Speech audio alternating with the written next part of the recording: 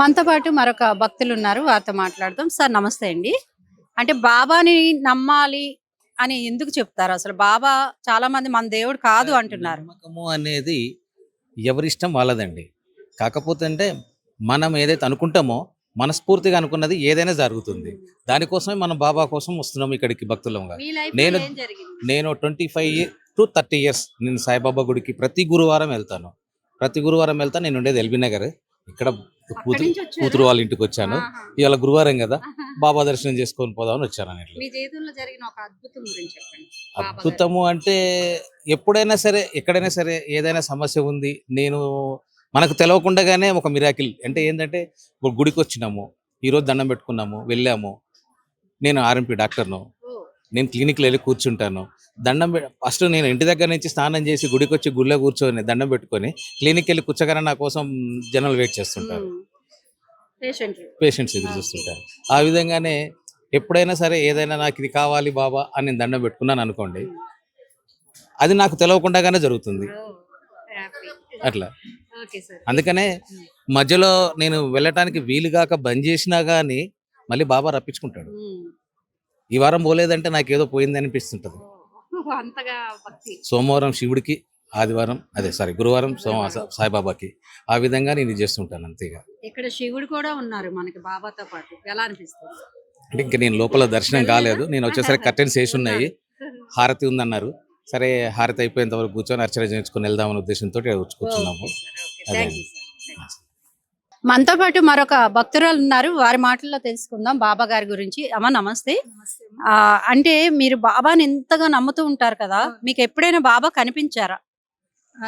కనిపించడం అంటే బాగా భక్తిగా మొక్కుకుంటాము. ఏమన్నా అనుకుంటే అవుతున్నాయండి. ఏమైంది మీ జీవితంలో మా బాబుకి జాబ్ రావాలని మొక్కుకున్నాను, వచ్చింది. ఇప్పుడు మళ్ళీ పెళ్లి కుదరాలని మొక్కుకుంటున్నాను.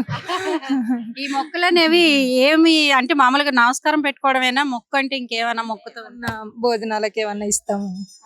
విరాళంలాగా ఆ, ఇస్తాం. ఎక్కడమ్మా? ఎక్కడి నుంచి? మేము ఇక్కడే ఉంటామండి, కమాన్ దగ్గర ఉంటాము, దగ్గరే ఉంటాము. ఎన్ని సంవత్సరాల నుంచి బాబా 5 సంవత్సరాలు అవుతుంది మేము ఇక్కడికి వచ్చి. ఇంతకుముందు కుకట్పల్లిలో ఉండేవాళ్ళము. కుకట్పల్లి హనుమాన్ టెంపుల్, అక్కడ కూడా సాయిబాబా టెంపుల్ ఉంది, అక్కడ కూడా వెళ్ళే వాళ్ళం గుడికి. ఇప్పుడు ఇక్కడ వచ్చినప్పటి నుండి ఇక్కడ కూడా వస్తున్నాం గుడికి. అయితే ఆ సాయిబాబా ఆలయాలు అన్నిటికంటే ఈ ఆలయం డిఫరెంట్ గా ఉంది. అవును. మనకి గణేశుడు ఉన్నాడు, ఇంకా అవును. శివుడు ఉన్నాడు, దత్తాత్రేయుడు. దత్తాత్రేయ స్వామి బాగా అనిపిస్తుంది. బాగా అనిపిస్తుంది. మనకి షిరిడి సాయిబాబా ఆలయంలో స్వామివారి పాటలు, భజన్లు అన్ని వీరే చేస్తారు. మరి వారి మాటల్లో బాబా గురించి తెలుసుకుందాం. సార్ నమస్తే అండి. అంటే సాయినాథుడి గురించి చెప్పాలి అంటే మీరు ఏం చెప్తారు? సాయినాథ్ మహారాజ్ కి జై. భగవద్బంధువులారా, ఈ మహాదేవపురం కాలనీలో ఉన్నటువంటి సాయినాథుని యొక్క దేవాలయ ప్రాంగణంలో ప్రతిరోజు కూడా ఉదయం నుంచి అభిషేక కార్యక్రమాలు ఉంటాయి.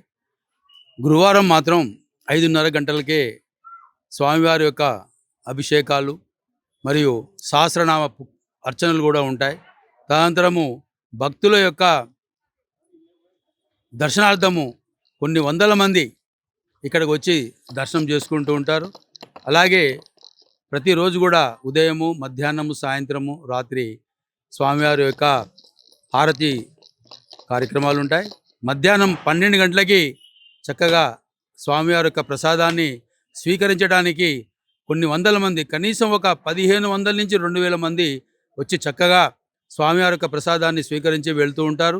అట్లాగే ఈ భక్తులు కూడా ఉదయము, సాయంత్రము, గురువారం నాడు కొన్ని వందల సంఖ్యలో వచ్చి వారి యొక్క మనసులో ఏం కోరికలు ఉన్నాయో ఆ యొక్క సాయినాథుని విన్నవించుకొని ఆ యొక్క కోరికలు తీర్చే విధంగా ఈ భక్తులు కూడా స్వామివారి యొక్క నామాలు ఉచ్చరిస్తూ, స్వామివారి యొక్క భజనలు చేస్తూ, స్వామిని వేడుకుంటూ వారికి ఉన్నటువంటి కష్టసుఖాల్ని చెప్పుకొని వాటిని తీర్చమని చెప్పి ఆ భగవంతుని కోరుకుంటూ ఉంటారు.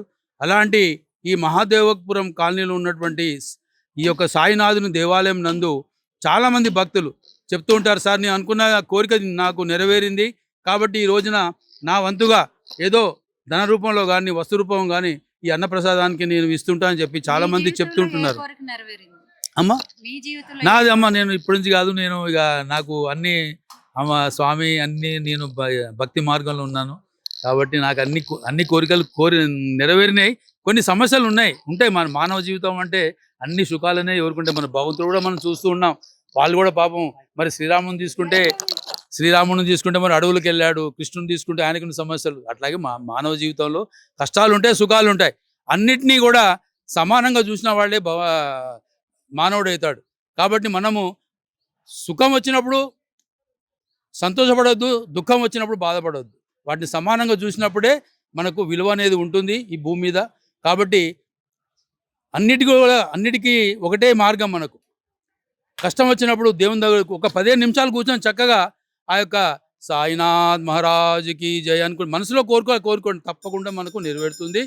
నాకైతే 90% అయినాయమ్మా. 10% అంటే ఉంటాయి, కానీ వాటిని కూడా తీర్చమని నేను కోరుకుంటున్నాను భగవంతుని.